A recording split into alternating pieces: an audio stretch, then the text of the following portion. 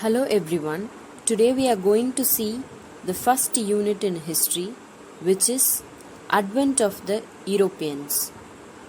Synopsis of the lesson. In this lesson, we are going to see the following topics. The first one is many foreigners, traders, missionaries and civil servants who came to India in the 18th and 19th centuries have left accounts of their experiences and their valuable informations. The second one is sources of modern India. And the third one is kinds of sources.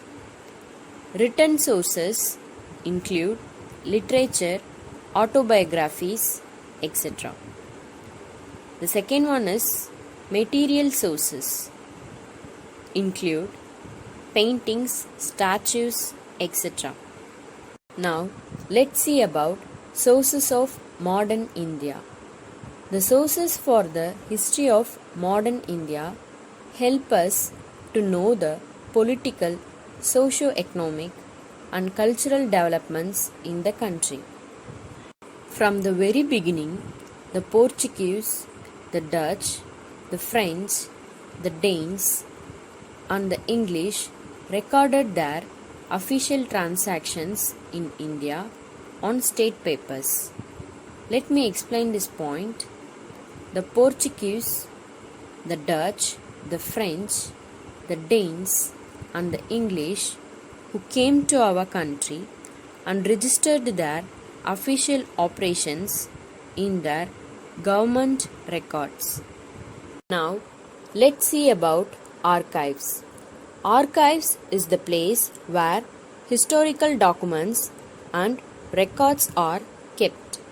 The archives at Lisbon, Goa, Pondicherry and Madras were literally storehouses of precious historical informations. So, all these sources must be critically evaluated before they are used for historical writing. Next, let's see about kinds of sources. After the fall of Mughal rule in India and the arrival of the Europeans were considered as the beginning of modern India. The evidence of the incidents which took place during this period of time in India were considered as the proof for the source of modern India. Let us discuss about the evidences which explains about sources of modern India. Kinds of sources. There are two kinds of sources, written sources and material sources. We can write history with the help of sources like written sources and material sources. Now, let's see about written sources. After the advent of the printing press, numerous books were published in different languages. Hence, people began to acquire knowledge easily in the fields like art, literature, history and science. Then, the Europeans came to know about the immense wealth of India from the accounts of Marco Polo and similar sources. The wealth of India attracted Europeans to this country. Next, we are going to learn about Anandarangam. Anandarangam is a name to conjure with in the annals of Tamil history. He was a Dabash, which means translator, in Pondicherry to assist French trade in India. He recorded the events that took place in French India. The underlined point is important for 1 mark. His diaries contain the daily events from 1736 to 1760, which are the only written secular record available during that period. His diaries reveal his profound capacity for political judgment and is the most valuable source of history. Written sources include literature. What is meant by literature? Literature or written works, especially those considered of superior. Next, diary. We are familiar with this.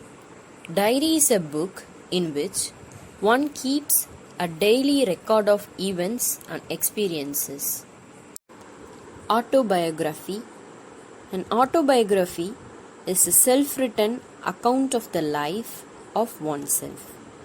In other words, it is an account of a person's life written by that person. Next, we have pamphlet. Pamphlet is a small booklet. Government document. Government documents are information resources produced by local, state, and federal government. Manuscript. Manuscript is a handwritten books or documents. Archives. We have already learned what is meant by archives. Archives is the place where historical documents and records are kept. In other words, archives is the place where historical documents are preserved. The National Archives of India (NAI) is located in New Delhi. Archives is the chief storehouse of the records of the Government of India.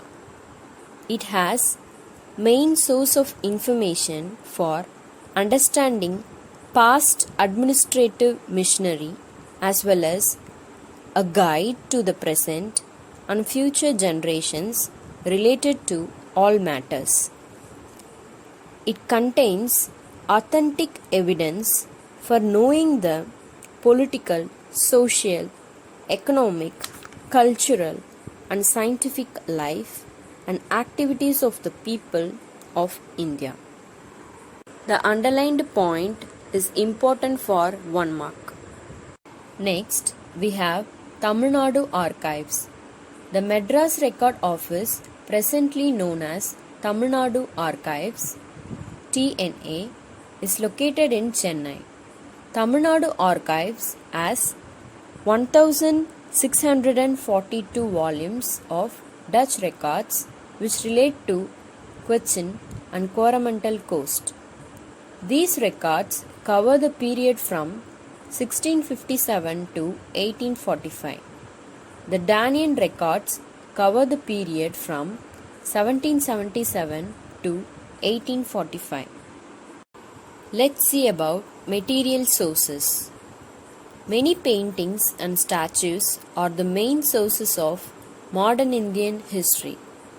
They give us a lot of information on the achievement of national leaders and historical personalities.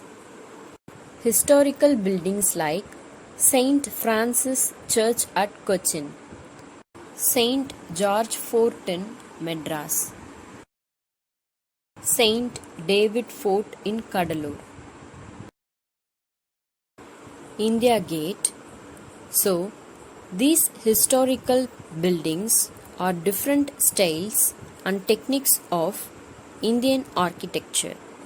Next, let's see about museum. The National Museum in Delhi is the largest museum in India, which was established in 1949. Museums help to preserve and promote our cultural heritage. Finally, let's see about coins. Coins are a good source to know about administrative history. Let's work with the lesson. Question number 1. Give a short note on archives. Answer. Archives is the place where historical documents are preserved. The National Archives of India (NAI) is located in New Delhi. It is the chief storehouse of the records of the Government of India. Second question.